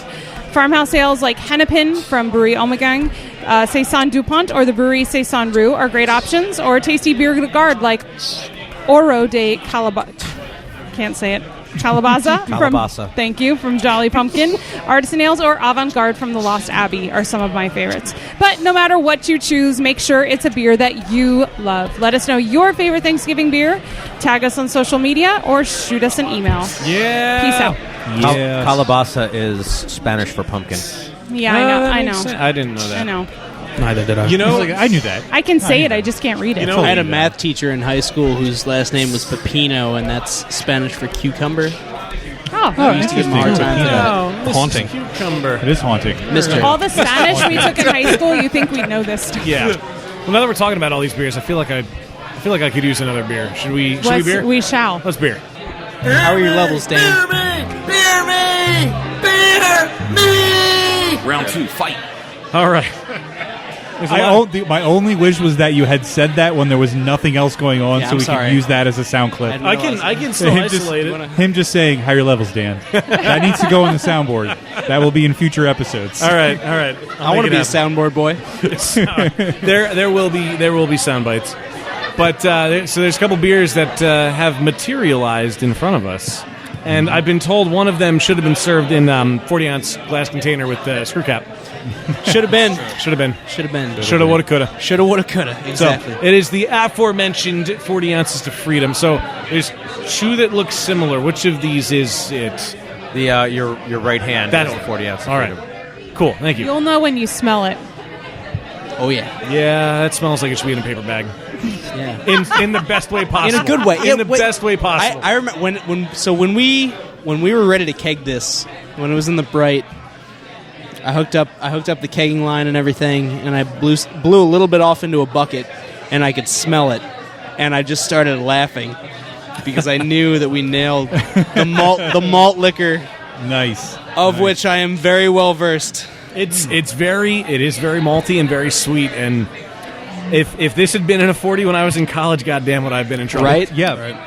Right? It's got like a candy sweetness to it. It's really it's quite nice malty interesting. sweetness. A little bit of citrusy kind of. Yeah. It's like a sharp sweetness. Yeah. If that makes any sense. Yeah. This is one of the first beers we let Mark have a hand in designing. Yeah, because we talked about doing the whole malt liquor thing for a while, and we I like decided, it. I very much hell, approve. why don't we just do it? mean, Let's stop talking about it. Rogue used to do one, Daddy's Little Helper, before they made it a black IPA. It was a malt liquor, and I used to love that beer, and I was like, why can't we just, I'm like, let's do an Imperial Cream Ale, and then Soul Artisan Ales released, Kaleidoscopic Dreamscape, moments before we did. It was like, all right, whatever. My vindication was when I realized that Joe Getz liked this. Yes. So that man knows his way around a 40 in a paper bag. Nice. Owner of Current Cider. The only thing I will say is that according to the notes, this is an 8.5% beer. Oh yeah, 40 ounces is a lot. Well, you should. That's the thing. We couldn't do 40 ounces, so we have to condense it into. We got to give you the 40 experience. Okay. So a pint without the volume. So wait a second. It No. works. a pint of this beer contains the alcohol level of a 40. Right, yeah. In comparison, like, Although you will pee less. what's an ABV of, like, Hurricane? Like 5, 6. yeah, OE. it's around like 5. I mean, would they're say. like Bud, Coors. a high level. grav. Yeah, it's around like 5, 6. Okay. Yeah. What about like Steel Reserve? Oh, Is don't that even up- talk is that about up there? Steel Reserve. Steel Reserve. You don't want to Oldie. talk about. No, we don't talk about Steel Camo? So Ever I drink Camo? No? have a story about Steel Reserve. Oh, God. It's, I don't know if it's even worth telling, but Oh, it totally is. You have to now. You started talking about a it. gentleman that I used to know, haven't seen him in a while. Hope he's well. Wow. So he's I feel like I should have, Probably like, not, though. scotch Yeah, or right? something. he's It almost he's- sounds like he is buried in your basement. He's a- just like, I hope he's well. No, this isn't a John Wayne Gacy kind of. No, but he was he's a large man, and he consumed a lot of premium malt beverages. Was it Fat Bob? No, it was not Fat Okay. Bob. This was a man named Dylan, and he one day we were talking to him about chugging 40s because he was talking about the act of actually chugging a 40-ounce bottle. Yeah, Dan's making the face that It's yeah. not a good Why idea. would you want to? No, don't do that. Don't do it. Anyone who's listening right now, please don't. So, but he could do it. He was a man of his word. We believed him. So, me and his roommate, we went across the street to a bodega, and because we wanted to see him do it, so we bought him.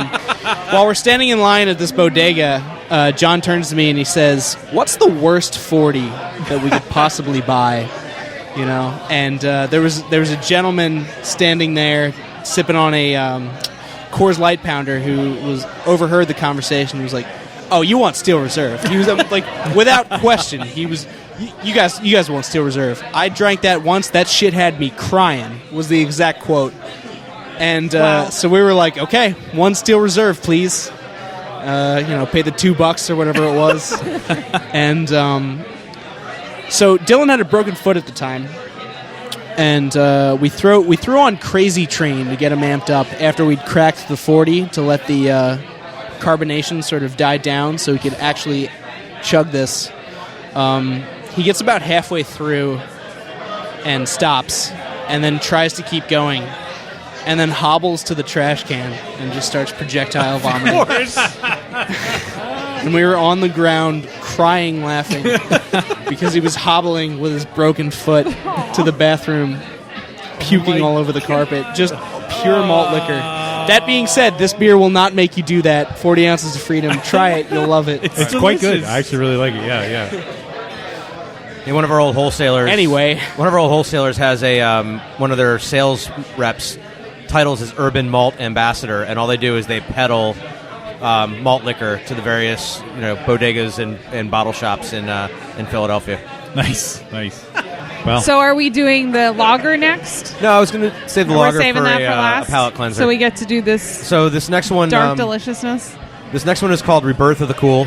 Oh. It is a collaboration between us and Backyard Beans. We are actually opening up next door to us a cafe brew house. So we're going to be moving all of our packaging next door. They're going to open up they're going to do their coffee roasting and open a cafe there. And this is the first thing. It's their punch in the face, cold brew mixed directly with our Russian Imperial Stout. we had Punch in the Delicious. Face at Iron Abbey.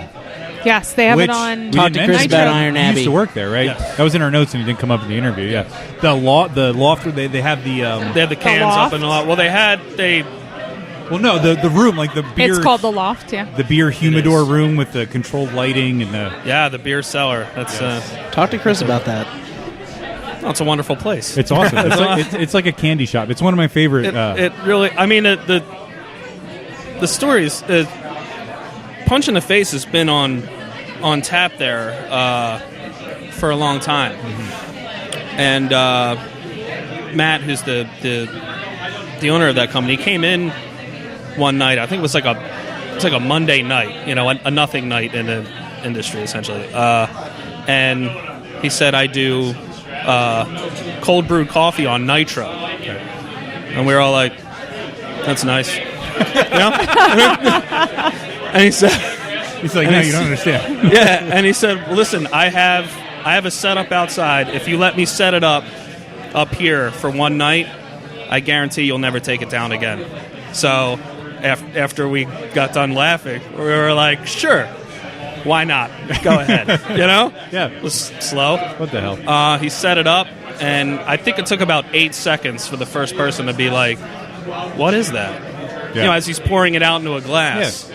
And then it was just, I knew it was never coming off track, and it never has. I mean, it's been on there for, God, I don't know how long, a year and a half, probably something like that. Shouts out to Matt. Absolutely, It's delicious, and we actually met him at Kegs and Eggs.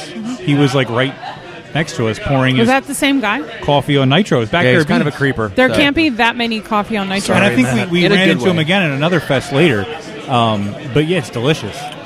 Yeah, it was really, and then for him to go ahead and can it. Yeah. Was, Yes. I actually worked for him kinda for brilliant. a brief moment in time, A hot second, right? for a hot second, A hot, so to speak. emphasis on Yeah. hot. And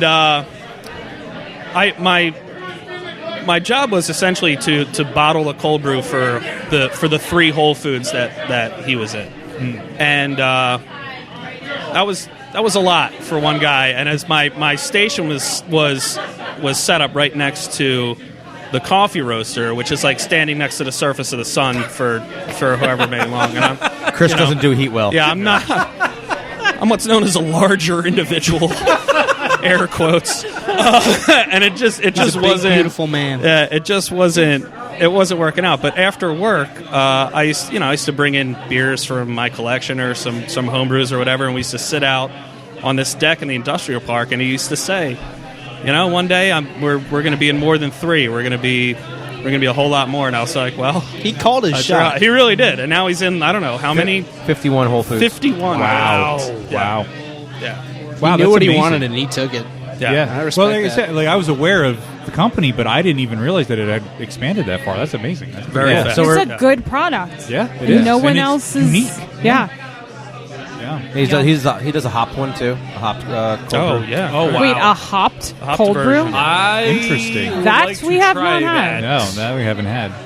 Interesting. Well, Well, you know it's he's gonna blow up big. It's gonna become this huge company, and we did video at the Kegs and Eggs, and I have him on video talking about his coffee. oh, that's cool. Let's save that. I call him heard it Caesar here was first. ambitious. Ambition should be made of sterner stuff. Yes. He's the What he he's the said. Walter White of. That's what I call. So his coffee beans are blue. Exactly. Yeah. Yeah, so we've been talking a while about doing like next door when we have the cafe, we're gonna do a rotating coffee beer, like just everything, not just always stouts, but like a lighter roast and maybe a saison, just like rotating things through so that he can kind of show off some of the different beans that he roasts and does those sorts of things with our beers. So Nice. This That's beer is cool. incredible too. Yeah, this is it's super the good. flavor is so, and I so love pronounced, coffee, yeah. but it's so bold and it's the But the beer stands up to it. exactly yeah. and it's because like a lot of times when you're doing something with cold brew or you're adding coffee, for me a lot of times the coffee dilutes it, so that's why it works so well to put it in the Russian Imperial, because you're going to almost a 7% beer instead of a 9.5, 10% beer, which is normally what Russian Messenger is.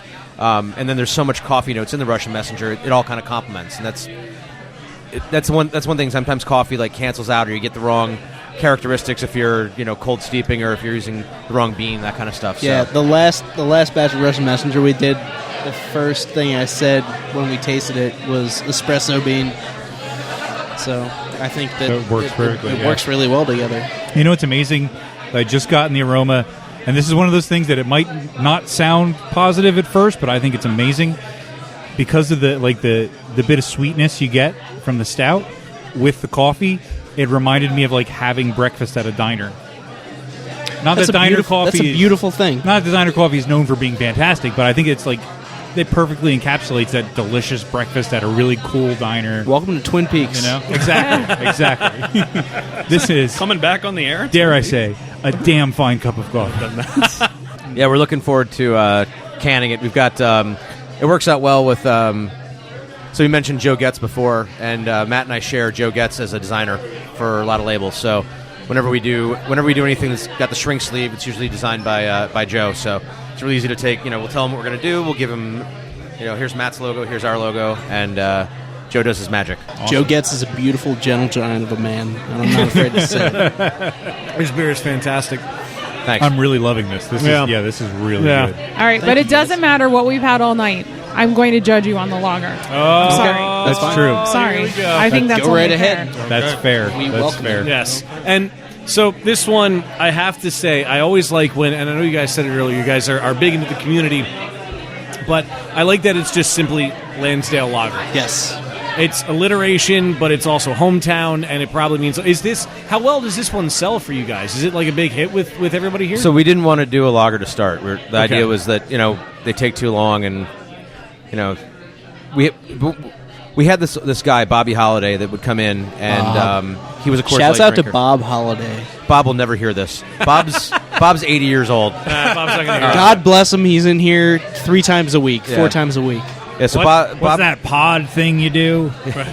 he came in, and the first thing he tried was our fantastic. Hefeweizen, and he came in every day and knocked back like 2 or 3 of our Hefeweizen, and then he tried our Kolsch, and he was like, I'm hooked. And then inside of like 6 months, we had him drinking American IPAs. He was blown away, but he really liked the Kolsch. 6 so- months after that, he was feeding dollar bills to drag queens. So. We've expanded his mind a little bit, but Awesome. and we would It's have never things too like late. Lansdale has a lot of exceptionally awesome, but also traffic-wise frustrating events where they shut down all the streets, and one of them is Bike Night. And when you get 60,000 people who are motorcycle enthusiasts, you'd have some that like craft beer, some that want something like Blue Moon, but most people want something like Miller Lite. So we never wanted to do an IPA. We put an IPA on tap. It became our best seller. And then I was like, lagers. I don't really want to invest in the time and tank. Outsells the IPA 5 beers to 3. It's Wow. We'll do. And then across the street at Stove and Tap, it's their best selling beer. And the beer garden that we had in town with Blue Dog, it was the best selling beer at the beer garden. So it's not in every bar in Lansdale yet, but that's our focus, is get it in every bar. It in Lansdale. really boiled down to there were so many just blue-collar Lansdale dudes coming in, staring at the board, and they were just so confused. And then they see lager. And the bartender would try to ask, like, well, what do you like? What do you usually, and it was Yingling, Coors, Miller, And we wanted to give them a really good example of that, and I think we did. Nothing I makes me happier than a true Pennsylvania lager. Like, just a well done. There's so many cool craft lagers now, and in Pennsylvania, we've tried a bunch of them in our travels, and it's just awesome. Like when I started drinking beer, I drank Yingling. That's what I drank all the time. There's still parts of this country. Yingling is treasured. It's like you can That trade is stuff. what the word lager means. Oh yeah, Yeah, When when you go say to a bar and lager say, in "Give me a Pennsylvania, lager," they give you a they give you a Yingling. exactly. And There's value in that. Yeah. And from now until probably April, we'll start experimenting and going back and doing box and doppelbox, and like that's the kind of stuff that as much as I like, so the 40 ounces of Freedom. A lot of people were excited. It's an Imperial Cream Ale. I'm like, it's not dry hopped, not at all. Not a single dry hop went anywhere near. We didn't even dry hop the week that we made this beer. Like, there's times when like I just don't want to dry hop things. I want the malt and I want the yeast character to be the reflective of the aroma and the character of the beer. So that's one of the things with we'll be experimenting and getting a little bit more. We're doing a Rausch beer. I think we're Yay. doing we'll probably do another Doppelbock towards the February timeframe. But it's those kind of simple beers that you can make complex without without losing 25% of your beer to hops. Yeah. Well, this is great, guys. Cheers to a tasty lager. It's very good. Yeah, it's definitely very good. Clean, Holds up to it. easy drinking, flavorful Pennsylvania. So speaking of drag shows and such, you guys have some pretty awesome events coming up. You're releasing, which we mentioned earlier, Last Waltz will be released in bottles on November 23rd, which is the Wednesday before Thanksgiving. And your next drag show is Saturday, December 10th. Yes, and those usually actually sell out. We actually at one point had 135 people in here for a drag show. Holy Wow. shice Right. balls. Wow. Now you're seeing the space, and There's not. Yeah. you're doing the math. It's not huge. Yeah, we had to reduce it. We couldn't give anybody drinks because we couldn't get to them. The drag queens couldn't move around. It was hot, so we keep it to 55 people. Everybody gets a seat. If we sell out for tickets, we'll tell people they can do standing room only. We really try to keep it low because, first off, a couple of our drag queens are, as Chris said, I'm not a small guy. Some of our drag queens are like Chris and I hugging each other as the kind of the size, and so they need some room to move. Right. And They're larger ladies. Yeah, they are larger ladies. But fun comedy queens. We There's call some them great- big, beautiful women. Yes. BBW. Ladies. They're ladies. Yes, and virgins too. Right. Okay. But no, it's a great time. It's something that when I was approached by one of my bartenders to do it, and I was like, a drag show in Lansdale. I'd been to Such a Bob weird and, place for it, right? I had a first date at Bob and Barbara's on a Thursday. Oh, Jesus. And I was like, the first time I ever met this girl, she's like, let's go to Bob and Barbara's on a Thursday. And I was like, and I walked in, I was like, oh, so that's the kind of girl she is. All right, this will be all right. This will be nice. So that was my last drag show experience. I'm like, I don't know if Lansdale's ready for it. And we've been doing it for 2 years and 8 months. We've got a drag show every single month for 2 years and 8 months. We have a Kinky Quizzo the first Thursday of each month. We have a drag queen come in and host Kinky Quizzo. So we give away. And sometimes it's me. Sometimes it's been Mark. Sometimes we've gotten the mayor of Lansdale to host Kinky Quizzo. Oh man, and he has the most beautiful smoking jacket for it. It's fantastic. Scott's done it before. Oh my gosh! That's if you could see awesome. Scott wearing that, it was like an Evil Knievel kind of. Fat Elvis I don't know suit. what the hell. Fat Elvis. Yeah, suit, like a fat Elvis impersonator. but yeah, it's always To the nines.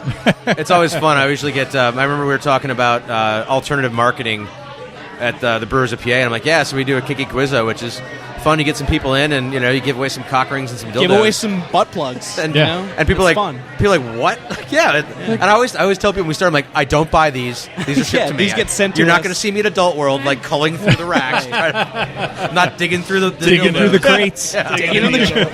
Digging through the dildos. Our next beer name. dildos. Digging through the dildo. You heard it first here on Beer Bust. I love it. Well, I was going to ask you, like, what started the idea of having a drag show, but you said it was one of your bartenders. So one of suggested it. my bartenders, Heidi, worked Shouts out for to Heidi. She worked for the state Department of Education, and Derek Lightcap, who was one of her coworkers, Who's sitting right behind us right now. who goes by the name Fancy Dismount. That's awesome. Should we yell that right now? Hi, Fancy. So the story goes that Fancy Dismount was met a guy, went back to his place, and the guy was showing him his bedroom and then his room with some other things. And so Fancy got on the apparatus, and when it was done, he's like, "Do you need help getting down?" Fancy was actually was a Division I football prospect out of Pottstown. Actually a very good athlete. He's like, no, I can get off. And the guy goes, well, that's a fancy dismount. And so that's how he got the name. His Nice. his sidekick that does the shows with us is Aida Snatchwell. And Wait, what? Aida One more Snatchwell. time. Aida Snatchwell. That is awesome. And then through a lot of you know how you say like Wow. a word and then you say another word and it's actually two sentences but they come together. My if I ever were to get in drag, my drag name would be Charity Bottom. Charity Bottom. Nice. I think if I were ever to get into drag, my name would be Anne Hedonia. What about you, Chris? You like that one? I can't possibly begin to think of a name as good as these. So yeah, they're fun. It's a unique thing that we bring to Lansdale. We get a lot of people that come back and are regulars, and we get a lot of people who've never been here before. And it's a good thing for the community. It's something that's kind of opened a lot of people's eyes to. I mean, that's the one thing about us is we're open to everybody. We let everybody come in here. We give everybody a safe space to drink, hang out. We have people that are friends because they walked in, talked to somebody, found out there's a commonality, and this is their place. When we had the big snowstorm in January, I picked up our cook in Souderton, drove down, shoveled out 26 inches for a space, and we had I think 23 people in here that just trudged through the snow to come and hang out because they were playing hooky and it was snowing. So that's who we are. That's what our place is. It's about community and great beer. That's why I'm working here today, honestly. That's really awesome. That's really awesome. So you guys also have Taco Tuesdays, which we talked about. Tacos. Yeah, $1 tacos. $1 tacos. Thanksgiving themed tacos coming up. Although that, when you're hearing this, I don't know if it'll be too late. We post what No? we have. Okay. We post what tacos we have on our Facebook page. Is that facebook.com/Round Guys? Round Guys, yeah. Just Round Guys. Cool, Perfect. cool. And you guys do Jazz Wednesdays. Yes, that's actually a really cool event is December 17th. My cousin's band, the Groutet, they're a jazz quintet out of New York City. They come down once or twice a year and they do a show. Really, not a lot of people are doing jazz nowadays. Not a lot of new jazz bands, and they're a 5-piece quintet. That's how I'd be a quintet. Duh. 5-piece quintet is a little redundant. Yes. Yes. It's kind of like beer flavored beer. But no, it's a great show. They're gonna have their a new album out. They have their DVD is gonna be ready. He actually went to school, got his master's in jazz. I saw on the chalkboard. I don't know if this is a thing that happens every Jazz Wednesday, but it said if you want to play along, bring your own instrument.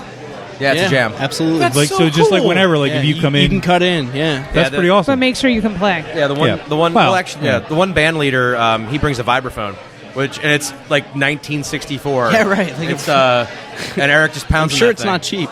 No, it's Yeah. not. And are we out of samples? Shouts out to Andrew, by the way. Thank you, Andrew. Let's give a hand to Andrew, We are Katie hogging Ann, and all Michael the- A.D. All the sample glasses in the brewery, unfortunately. The Sorry, the we're- bartenders we're on hogging 'em. tonight. We appreciate it. Awesome, thank you. Thank you, guys. Well, and thank you guys. Yeah, seriously. Our awesome. goal Thank you- moving thank you for coming into in. our second 100 episodes, we've been really trying to branch out and introduce our listeners to new breweries that we've never recorded at before. So this was a great way to continue our second 100 And to episodes. introduce myself to breweries I had never been to. Well, and I've been here a few times, but it quite honestly has been quite a while. So it's nice to come back, and it reminds me that I need to not wait so long. It's one of the things that. So we've been around. We're almost 5 years, and there are breweries out there that I know people tried the first time and they haven't come back for whatever reason. And it's really important that you go back and you try. I mean, if you're like, I didn't like that brewery when they first opened, and you're like, why are they still open? There's a reason. Yeah, either they figured for their shit sure. out, or there's a great scene, or there's something going on. Yeah. And so you should go back. I mean, you came in here the first year we were open. It was Battleship Gray. There was nothing warm. It was The couch was still here. Yeah, industrial lights. And, Hot dogs, though. Yeah, Pass on out. Hot dog. Actually, Hot dogs and popcorn. Hot maybe. dogs were nice. That's right. I remember that. I almost went into kidney failure from eating too many hot dogs. Oh my God. That was my meal. Like I would have lunch and dinner for like 45 days of hot dogs. Wait, that can happen? So Kidney you're failure telling from me hot is dogs? I need to adjust my diet. Should have called it Boxcar Hobo Brewing Company.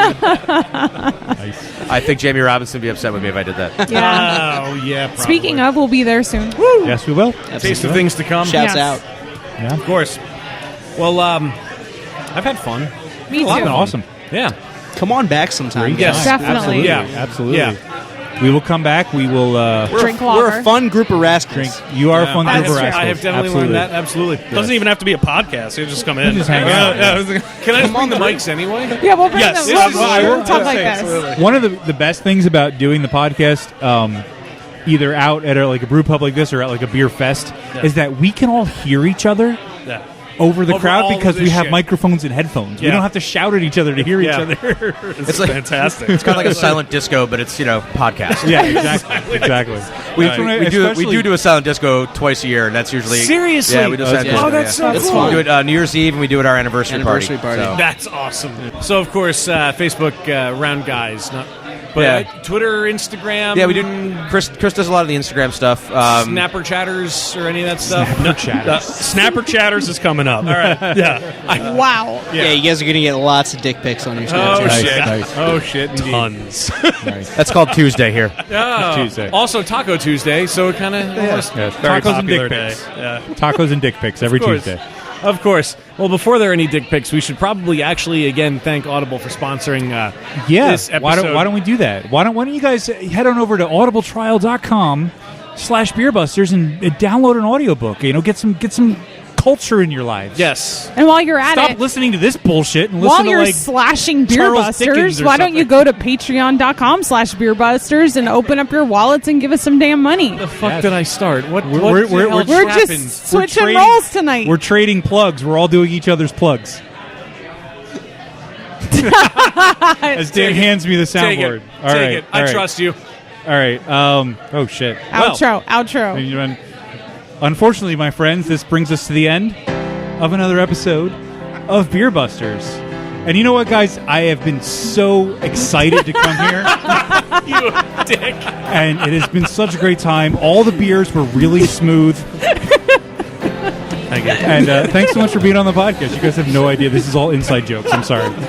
I am not Dan Baker, joined as most of the time by my co-host and brewologist, Steph Hefner. and the real Dan Baker.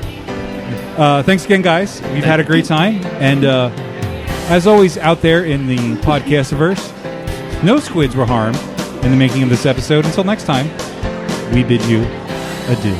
Fancy dismount. Shouts out to the squids.